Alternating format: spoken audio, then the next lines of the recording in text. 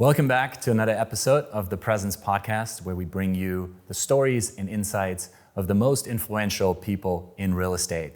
I'm your host, Malte Kramer, and today I'm in beautiful Malibu, California, and I have the fortune of having not one, but two amazing guests with me today, Madison Hildebrand and Jennifer Chrisman, the dynamic duo behind the Malibu Life Team. Madison, of course, is one of the most recognizable faces in luxury real estate thanks to his role on Bravo's hit TV show, $1 Million Listing. He's also a published author, a motivational speaker, and philanthropist. Jennifer is the other founding partner of the Malibu Life Team and has an impressive background selling some of the most expensive homes here in Malibu. She brings a wealth of knowledge about the Pacific Coast and has a passion for serving her clients at the highest level. Together, they form the Malibu Life Team, which has become one of the most successful real estate teams and brands here in Southern California. And I'm so excited to dig in. If you are interested to learn more about what it takes to build a successful team or brand, or if you just want to know what goes on behind the scenes at the highest level of luxury real estate, this episode is going to be for you. I always like to start these things at the beginning. How did you each get into real estate? You got into it first, so you answer first. So my mother was a realtor. So I grew up around the industry, around homes, and it just seemed natural. So after I graduated from college, I became a realtor. And I did not come from a family of real estate, but I came from a family that moved in and out of a lot of real estate. Across the country, 5 states, 7 cities, all before high school. And I loved every part of that process. So I was always with the family, with my mom and dad looking, and then ended up here at Pepperdine in Malibu and decided where else would I ever want to sell real estate except for this zip code. Yeah, it is a beautiful market, not a bad place to sell real estate. How did you then meet and decide to partner up? We started, she was working with her mother. I was a brand new agent, but our offices shared a wall at our prior brokerage. So we would see each other and talk and, see how each other interacted and whatnot, but we didn't become partners for many years later. Mm-hmm. Yeah, there was a time where we didn't see each other that much, but. And then her mom retired.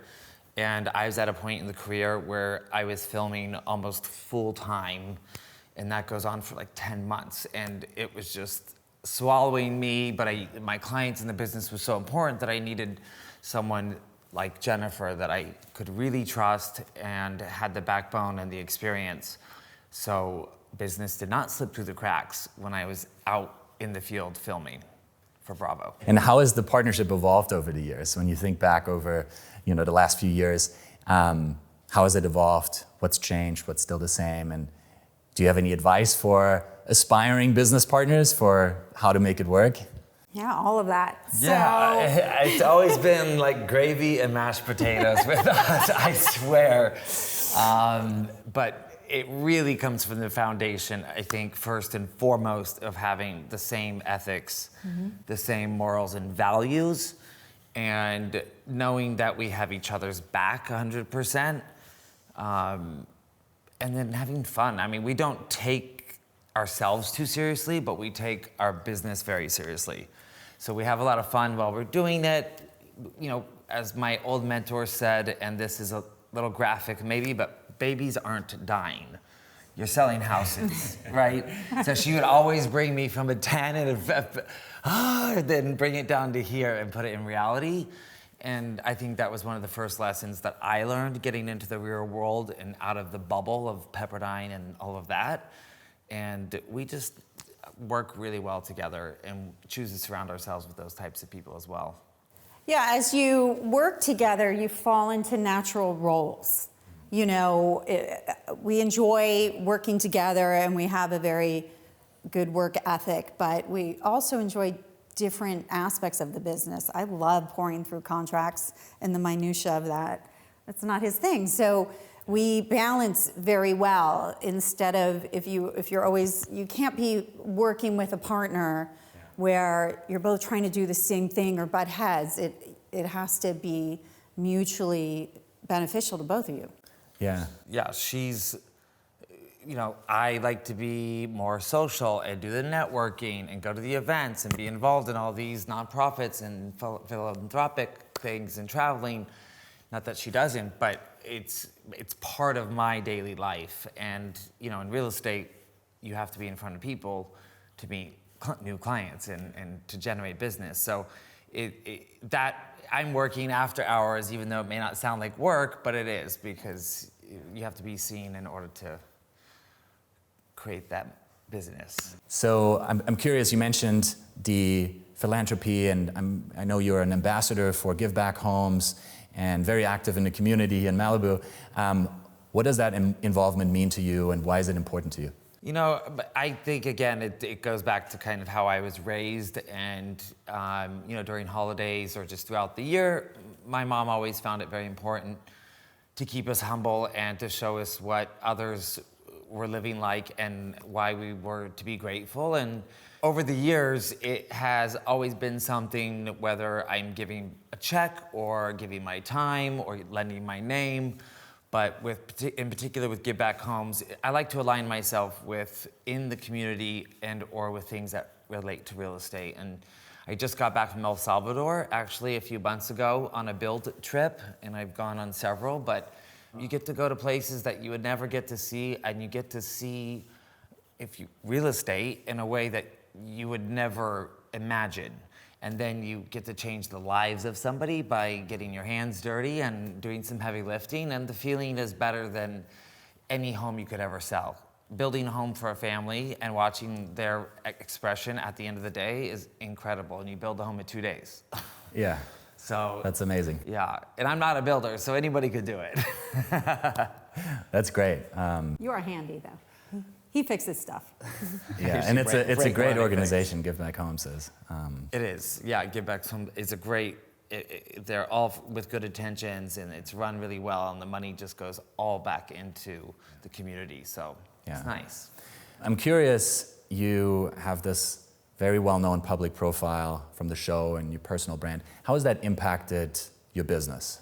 Well, it's kind of a trick question. I think because in the beginning when I got into real estate, it was about 6 months when I was approached by $1 million listing. And I was not expecting to do more than 1 episode or 2 episodes that season.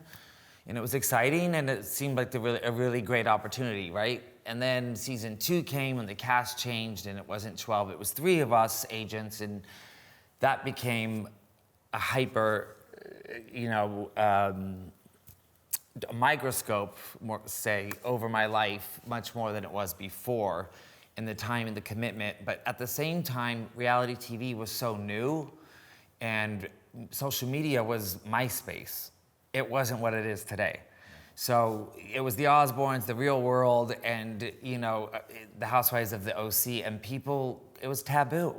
So even though the real estate was kind of fun and it was sexy, my brokerage hated that I was on TV and that the commissions were flashing. I got resistance from my company, I got resistance from my family, I got resistance from the public. I got all kinds of hate mail because my sexuality was a part of the story. But I knew, because I knew in some way over time it would benefit, and it would be an opportunity that we could parlay for not only our business and our brand, but also for our clients. And with time, that's what ended up happening. And you stayed on for 10 years. 10 seasons. I completed 10 seasons, which is 13 years of filming and airing. And it seemed like it went by like that. And at the same time, it seemed like, where did a third of my life go? Yeah. Yeah. But it was exciting. It was a crazy opportunity. Yeah, and a lot of agents would love to be on TV, and are probably wondering, how does one get a spot on a reality TV show? Any advice? I get asked that question all the time, and it seems like if you're in LA, either you're nobody if you don't have a reality show, which is a joke, and at the same time, there are so many opportunities to be on a reality show. It's so saturated now. So, and you can become a superstar, and you can make these great alliances with companies and get paid for your posts. And yes, it's a great avenue for some people. And others, it's not. And you can find out real quick if you're camera ready by, hiring a producer or getting a camera and seeing how and if you change in front of the camera. Because some people go from funny and hilarious to like front row at the church. And you're like, hello, where'd you go? You're supposed to be my star client on TV. And they just freeze. And so you just don't know what happens. So just know if you want to be on TV, you have to pass that litmus test first. I imagine it can be a fine line and a balance to strike between the clients who value their privacy and would not want to be on TV and the ones who do. How did you manage that dynamic? Well, I think I definitely was, quote unquote, the star of the show. So I would be definitely on camera if the clients wanted to be on camera. However, if we got a call and the client made it clear that they wanted nothing to do with the film, of course, we would take on the client no matter what. That's the utmost importance. But Jennifer's role was perfect for that because they don't see her on camera as much. And even to get her to film, I had to make her. So, and it was rare. Yeah, one time, I think, ever. So they felt very safe because they knew that they weren't being filmed if they were working with Jennifer, but still working with our team. Yeah. Yeah, in this business, you get all kinds of clients. Some love that and love the limelight. Some, even to this day with Madison off the show, will gravitate towards one of us, just depending on their needs and how fast they want to move and different factors. So, yeah, we have a fit for everybody, it seems like. Yeah, and it's the client first. That becomes before the reality show even. This is my career. Yeah. The other was icing to the career. I think a common perception is that these reality TV shows exaggerate and dramatize some aspects of the business. So I have to ask, how much of it is real? How accurate of a representation is it of your day-to-day and the business? And are there any misconceptions that you'd like to clear up? Yes, you watch one episode, and the episode is 44 minutes long with commercials, so it's an hour episode. You're sharing that time with two other star agents, so it breaks down to less than 20 minutes, so to speak, if that. And because you're in multiple scenes, not just your scenes. Having said that, deals take months to make. Deals fall apart. You film an entire deal, all the inspections, and if it falls apart in the program, NBC, Universal, Bravo doesn't like that as an ending, they can it, and you have to go out and start all over. So to shoot 12 episodes, you need 12 complete stories, 12 willing clients, 12 deals that have a beginning, middle, and an end, which means you're filming maybe 20 or 30 of these stories that you pick up and that fall apart along the way. That's the nature of the business. So that's one thing to clarify. As far as the dramatizations and exaggerations that you might see, certainly the TV wants to amplify mannerisms that people can relate to or they can laugh at or laugh along with. So I had a thing which I didn't really know was the thing until you get to watch yourself back on TV, or the producers pick it up and they don't tell you and they let you run that all season. So it was either chapstick that I was constantly putting on. It was closing toilet seats. When I walked through houses, I would literally reach over and close one and try and make it undercover, and they just highlighted that every time I did it. And it made for a good laugh, but those are like the little things that kind of bring out your personalities. Then toward the end, and I'm speaking on my show only because they don't participate in the other shows, but it became, I think, a little less about the real estate and a lot more about the drama. So in certain situations, I didn't know what I was walking into. However, I was walking into a loaded situation. And that's when it gets scary, because if the other participant doesn't have any regard for integrity, or they want fame more than they do their reputation, they'll come for you. And now you're defending something that is maybe not true at all, or just an attack to get a reaction. And that's when it started to get not so fun. Speaking of deals that fall apart and challenging deals, I'm curious if you can give us a look behind the scenes, perhaps, of a recent challenging deal that took a lot of effort to put together, or one that fell apart and some of the lessons learned. Well, we have clients that both happened. The deal fell apart and then the deal came together. And it took almost a year from the beginning to the middle of finding the right home, going into escrow, spending $20,000 on inspections. The clients, this was a massive house, massive price tag. We were, thrilled that this was coming together. Then it fell apart. Then we wrote several other offers, and they went into multiples, and in some cases, didn't work out. Eventually, we found an off-market property for the buyer. However, it was under construction, and they wanted to close in 30 days. And construction wasn't going to be done. So juggling inspections and high profile clientele with that much risk, because usually a home has a certificate of occupancy and it's been checked off and the permits are there and you can just inspect it and you've done your job. Here, there were so many moving parts under a very, very short amount of time. So many people to manage, from construction to attorneys to a multitude of Title agents. issues. Just trying to keep track, keep it on track, keep that timeline in mind, because that was our client's timeline, so it's important to hit. And we did it. And keeping your focus on what is right and what is the next best move for the client, not what is the next best move for me or that commission, because that stinks and it smells and everyone knows it's in the room if you bring that to the deal. Very well said. I have to ask about the book you wrote, Activate Your Passion, Create Your Career. What is the core message of the book and what inspired you to write it? I love that you asked that question, because that book I wrote so long ago.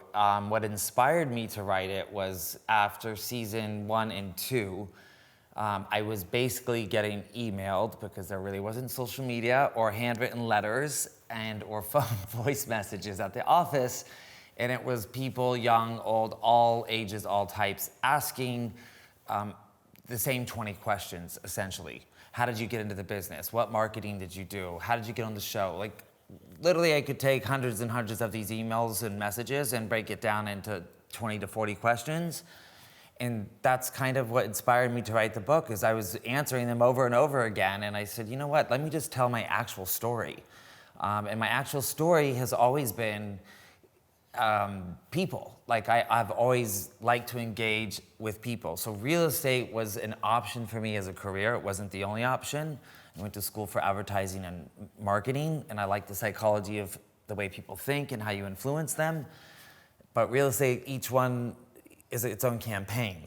And so it translated over, parlayed perfectly with getting to work with people at the highest level, and about one of the most personal things one can do. So it's been a lot of fun.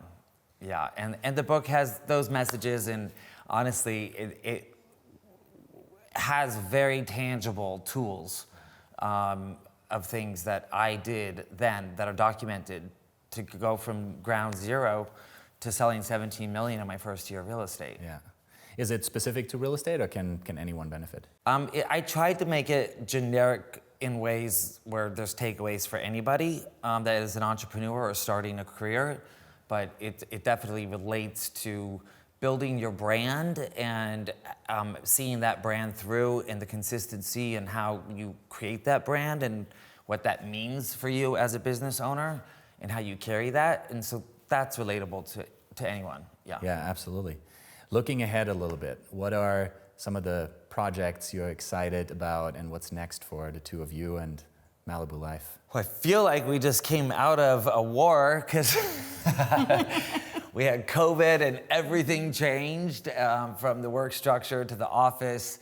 And then I think working in the last year with Luxury Presence, we were re-inspired to take our brand and give it a refresh and launch that back into the world. and with new attitudes and new energy that I think we all had to bounce back from.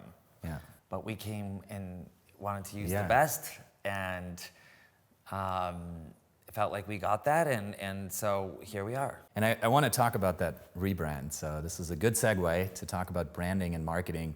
You've done a phenomenal job building the brand. It looks stunning, it looks different, it captures, I feel like, your market and the lifestyle here really well. What was the inspiration for it, and can you share a bit more about the thought process and your approach when you decided, hey, we need a refresh? How did you go about that? Well, we wanted to be able to dedicate more time to our clients and find a company that could help us put forth what we want to say, how we want to look, yet without so much involvement like we had in the past. So coming out of COVID and whatnot, the dynamic of our team changed, and we love doing what we do and we want to keep doing it, but you can't stay stagnant. You have to evolve, in technology and different things are working now that weren't working when we became partners. So he and I looked at each other and said, it's time, what do we do next? And we found Luxury Presence, and with the help of Compass, who helped us shape kind of what we wanted our new look to be. Colors, fonts, the vibe. Yeah. Yeah, they were really helpful in talking to us and what we're about. And then we brought it to Luxury Presence, and they were able to bring it to life. And I'm so glad you came to us. It's the website looks great for anyone listening. The MalibuLife.com. Go check it out. It's an amazing site and an amazing brand. What was the experience like of working with our team? From the very beginning, it was a very clear process. It was very well mapped out. Getting from A to Z.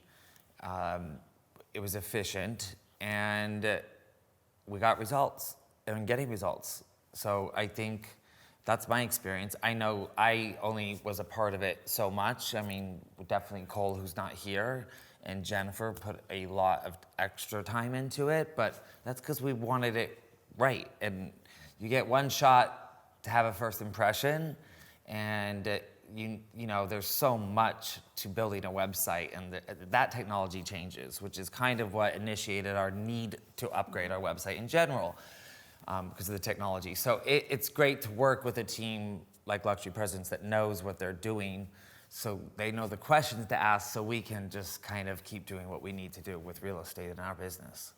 Yeah, and one thing I found really helpful is that Luxury Presence gave us tasks. There were timelines. Then when you would get back to us, there was a complete idea of how long it would take and when we could get going, rather than we've worked with other companies and things get dragged on and they never really come to fruition in the way you want them to. This was very clear and concise, and before we knew it, we were up and running. Yeah. And we get results. Every month you get the results page, and so you can actually track what's working and what's not. So it's nice to be able to make the tweaks there. And That's great. I'm glad to hear it. Besides the website, which obviously is one of many things you do as far as marketing and advertising and branding goes, what are some of the other marketing initiatives that have been most successful for you? so many. They change over the year. They change with the seasons. I mean, I always like to think outside the box. I am not a generic person by any means in life or when it comes to marketing, or sometimes I ask for forgiveness and not permission. So, and so there again, we are a good team, because I want to go and, splash paint all over the highway. And Jennifer's like, I'm in the I like where lines." you're going with this, but no, let's keep talking. So we do a lot of brainstorming, and I think it's evolved over the years, but some of the things are just still your classic networking. I think aligning yourself with local nonprofits or organizations because you want to be there, your heart's in it, not because you're looking for the business. That ultimately comes later, just like if you stand in the same Starbucks line every single day at 7:30. You're gonna meet the same people, and eventually that might turn to business. So there's a strategy behind everything. My way of looking at it always when I got into this business was every person I'm looking at, mostly, lives under a roof, right? So everyone is an opportunity when I'm looking around a room or in a store. So if I want to smile and I want to engage, and they're willing to engage or smile back, that can be the beginning of a relationship or a contact. And they may not be the ones that are moving right then or there, but they may know someone. So everyone in this business is an opportunity, and I think that is what people forget. Start with the low-hanging fruit, the ones that your closest family members and trusted confidants and the other colleagues you may have worked for in the past. Let them know you're committed to real estate 100%, and let them know that by showing them through social media, through personal letters, getting answers to their questions. That's all I wanted in the beginning, was to be a resource for someone who wanted a real estate question, not to sell their house, because I really wasn't prepared to do that.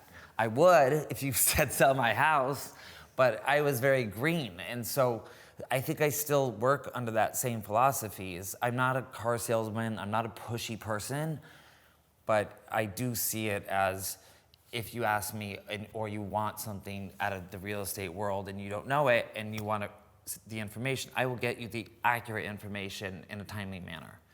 And do that enough and you'll convert someone to a client. Well said, good advice. That was amazing.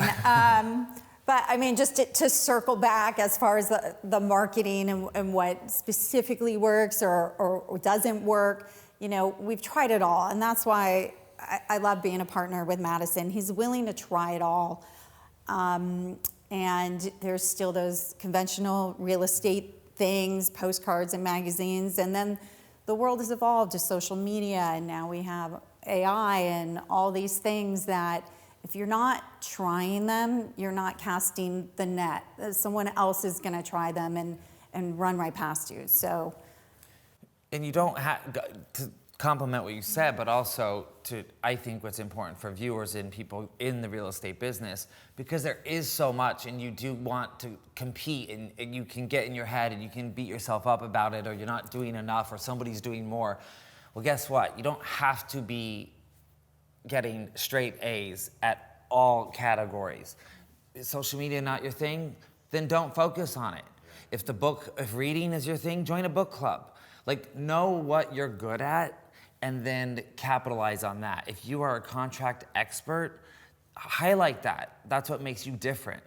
And I think that's where most people are trying to learn everything and not becoming really great at those few things that work with their personality and with what their brand represents. There was this woman that was in my office when I first started, you probably remember, but she didn't get into the office until 7 at night when I was leaving, and she would stay there till 3 in the morning. She was a night owl. I'm like, how in the hell does this lady sell any real estate? Well, guess what? There is another population of night owls that live and work in this world. And she knows them because those are the hours and the places that she goes and lives her life. So you don't even have to fit into a certain category to be a realtor. You just need to know who your niche is and who relates to that and where to find them. That is great advice. We talk about this all the time, finding your zone of genius, the thing that you're really good at, and the importance of being consistent in whatever it is you do. You don't have to do everything well. You just have to find a couple of things that you're great at when it comes to marketing. So. But trying everything at least once to know if you're good at it or if you like it is important. Absolutely.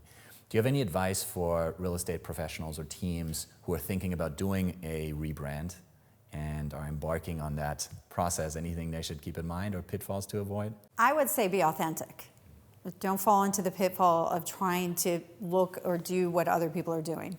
Yeah, I think, if you're going to rebrand, it's what are you leaving behind that wasn't working for you or that you want to change, and be very clear as to what that change is going to look like and what it's going to take you to get there. Financially, who you're going to hire, like what team are you putting together, what resources are available to you from your company, and take advantage of all of those. And then, also want feedback before you execute and launch it to the world. Great advice. Thank you so much for the conversation. This has been extremely insightful and interesting, so thank you both for the time. Where can people connect with you online? I can be found at Madison Malibu, and we both can be found at our joint branding at the.malibu.life. And Jennifer's not going to share her personal one. Nope. There we go. Great partners. It's my Thank you same so name much. on Twitter, and and then of course you can email us or reach out directly as well. Great. Well, thank you so much for being on. I really enjoyed the conversation. Thank you. Likewise. We did too.